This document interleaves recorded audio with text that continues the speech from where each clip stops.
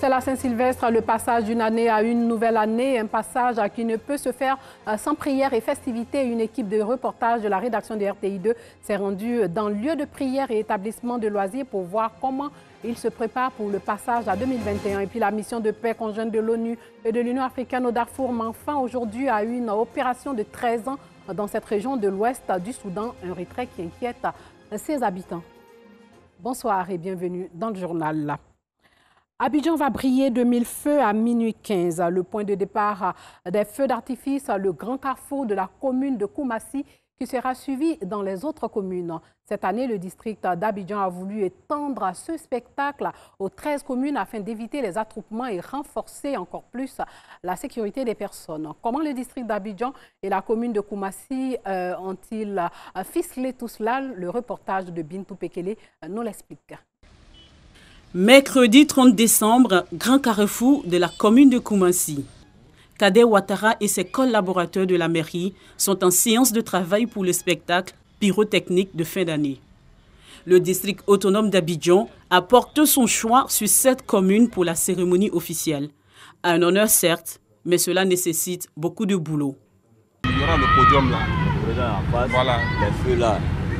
Les écrans officiels de l'autre côté, voilà, c'est ça. Avec le ministre Cissé Ibrahima Pakongo, nous organisons donc des feux qui duraient entre 5 et 8 minutes. Aujourd'hui, avec le partenariat avec le district, c'est d'abord un dispositif plus important qui va donc accueillir donc les populations. C'est également un feu d'artifice assez renforcé, avec assez de jets de lumière, qui va tourner autour de 15 minutes. C'est également avec beaucoup d'artistes qui viendront donc égayer donc les populations. Il faut dégager tout ce qui n'est pas utile. Tout passe au peigne fin. Mais l'un des détails forts reste la sécurité. Il y aura des voies de déviation. Nous demandons aux usagers d'utiliser avec sérénité ces voies de déviation. Tous les commissariats qui sont dans notre commune, qui sont mobilisés. Nous avons le camp commando de la gendarmerie également qui est donc mobilisé. Ils seront donc appuyés par la police municipale pour assurer vraiment une sécurité parfaite. Jeudi 31 décembre, jour de l'événement, il est 12 h. Le personnel du district est sur les lieux pour les derniers détails. Sur le toit où se tiendra le lancement, les artificiers sont déjà à l'œuvre sous le regard du directeur de la culture. Les techniciens annoncent déjà les couleurs. Lorsque la mèche prend, elle attire une poudre ici. Et c'est la poudre qui fait démarrer la bombe. Maintenant, lorsque ça arrive, ça peut sortir les effets. Un tube peut contenir combien comme ça? Non, un tube c'est une boule. On n'ajoute pas deux. Un tube, une boule. Donc, ici, on a une pièce de 5, mais on a choisi 3 parce que ça, c'est faire des effets spéciaux à part. Maintenant, les autres, ici, comme c'est 1-1, eux vont partir 1-1-1-1. Et ici, ils vont tous partir ensemble. La première fois, on voit les jeunes Ivoiriens qui seront mis sur le devant de la scène. Habituellement, on a l'habitude de voir des Blancs. Mais aujourd'hui, c'est des jeunes Ivoiriens qui ont l'habitude, qui ont été bien formés. Ce format 2020 est un format réduit. Un format réduit parce que nous sommes en pleine commune et nous avons tenu compte de tous ces paramètres techniques pour pouvoir réduire les feux, mais des feux qui seront vraiment, je dirais, merveilleux. Et toutes les dispositions techniques ont été prises par rapport même à la direction des vents, tout a été calculé pour permettre un peu, par rapport à la projection des tirs, de pouvoir vraiment orienter un peu les résultats des artifices qui vont tomber. Et ça, je peux vous le garantir, je dirais, le succès sera total. Cette année, les 13 communes du district d'Abidjan brilleront de 1000 feux à minuit 15.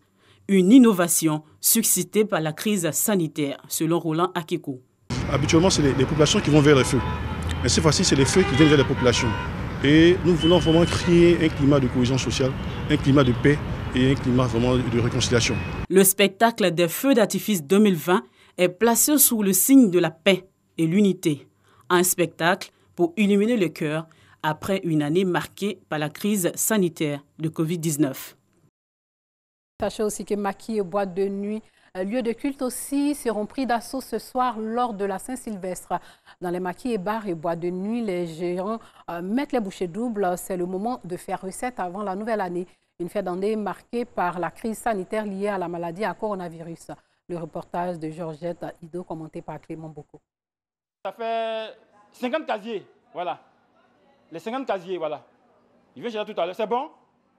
Roméo est gérant d'une résidence hôtelière à Yopougon-Selmer. Ce jeudi 31 décembre, jour de la fête de la Saint-Sylvestre, il se rend dans un dépôt de boissons pour renforcer le stock avant l'arrivée des clients. Parce que depuis hier, j'avais déjà un stock impressionnant, mais vu le nombre aussi impressionnant de clients, et il faut faire plaisir aux clients. Donc ce matin encore, je suis encore là. Je suis venu moi-même sur le terrain pour repartir à ma résidence avec la boisson. De retour à la résidence avec ses collaborateurs, il se rassure que tout est déjà prêt pour accueillir les clients. Dans ce complexe hôtelier, on note déjà la présence de quelques clients. La fête a déjà commencé.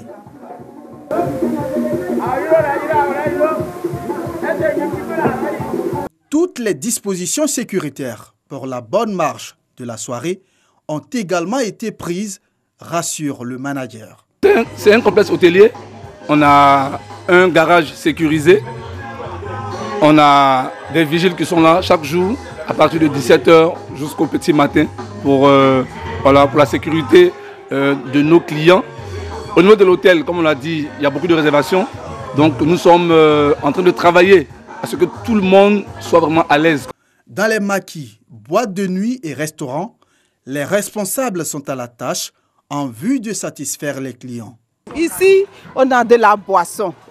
D'après les Ivoiriens, j'ai pris un gogo. Il y a de la boisson, il y a de quoi manger. Il y a en tout cas tout ce qu'il faut pour que la fête soit belle. Le passage de 2020 à 2021 sera célébré par les Abidjanais qui ont chacun une idée de la célébration. Ce soir seulement, moi je compte fêter avec mes amis, mes copines et autres. Bon, on va bien fêter, faire les shows. Faire des trucs qu'on n'a jamais voulu faire dans la vie, quoi. Ce soir seulement là, je pense le faire ce soir. J'irai à l'église, dire merci à Dieu durant toute l'année qu'il nous a accordé et encore lui confier la nouvelle année qui arrive. C'est d'aller en famille à l'église, après ça, aller peut-être s'amuser dans les bars, les restaurants. Moi, je fête à l'église. Je vais à l'église de 20 h à minuit. Et puis si je viens, je dors. Dans les paroisses et lieux de culte visités, l'accent est mis sur le respect des mesures barrières. À la paroisse Notre-Dame de l'Incarnation, à la Riviera Palmeraie, dans la commune de Cocody, les jeunes sont aussi à la tâche pour préparer la vigile. On va aussi mettre l'accent plus sur les cache-nez parce qu'il faut impérativement des cache-nez. On va dire aux paroissiens, pas nous-mêmes le service accueil, donc on va leur dire qu'il faut impérativement des cache-nez. Sans cache-nez, il n'y aura pas de messe. Sans cache-nez, il n'y aura pas d'adoration.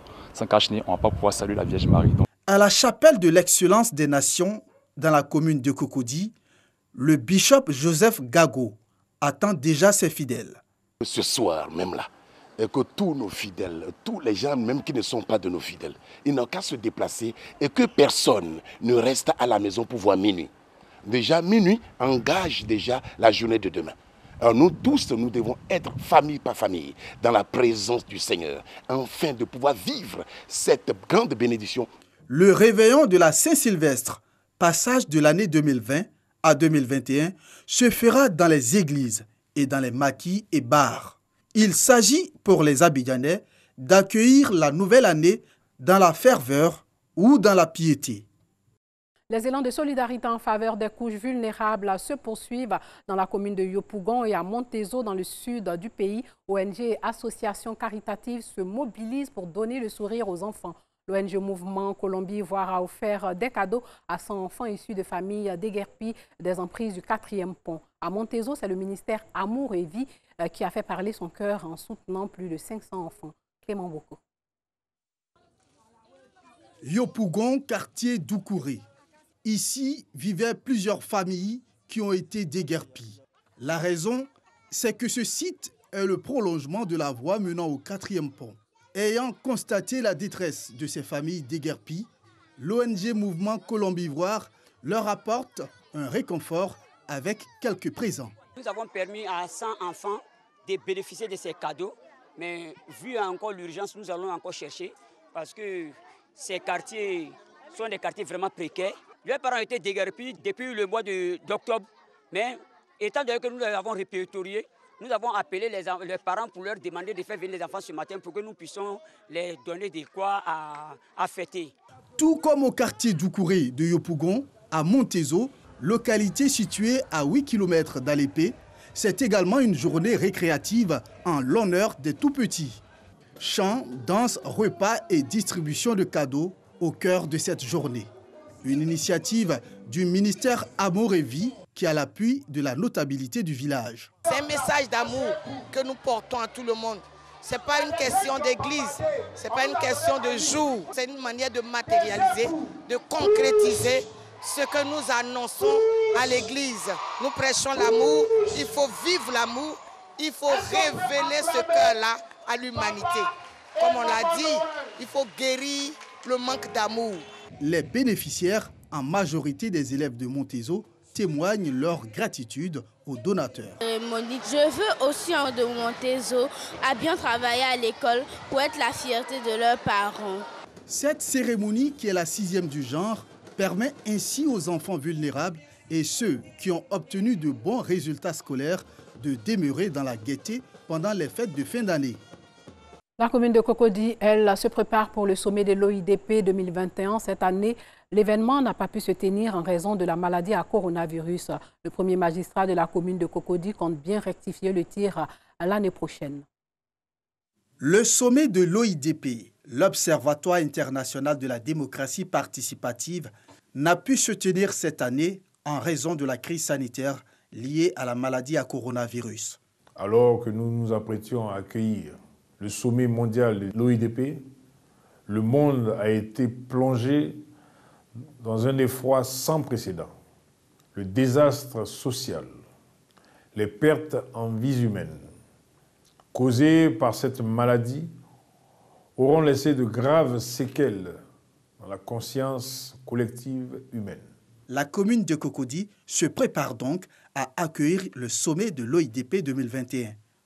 En tout état de cause, il est bon que soient félicités tous les membres de l'OIDP pour les efforts consentis, pour l'esprit de solidarité, de partage et de fraternité dont nous avons fait preuve au plus fort de la crise sanitaire. Chers frères et sœurs de l'OIDP, en ma qualité de président de notre organisation commune, ma joie est grande de vous annoncer que Cocody se prépare à vous accueillir en 2021. En 2020, nous avions déjà pris toutes les dispositions nécessaires pour réserver un accueil chaleureux à toutes les délégations qui viendraient du monde entier. Le coronavirus n'a fait que retarder la tenue du sommet parce que nous serons fin prêts. J'ai l'intime conviction que vous passerez un séjour inoubliable à Cocody et surtout en Côte d'Ivoire. La démocratie participative est une forme de partage et d'exercice du pouvoir fondée sur le renforcement de la participation des citoyens à la prise de décisions politiques. L'OIDP, l'Observatoire international de la démocratie participative, est un réseau international ouvert à toutes les villes, organisations et centres de recherche qui souhaitent connaître, échanger et mettre en œuvre des expériences en matière de démocratie participative au niveau local. L'OIDP a été créé en 2001.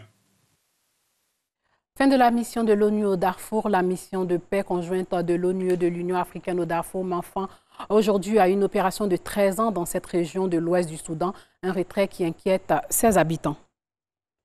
Avant de nous dire au revoir, sachez que le chef de l'État va s'adresser à la nation à 20h sur RTI 1, comme il y a de coutume, pour son message pour le Nouvel An. Voilà, c'est tout pour ce soir. Portez-vous bien.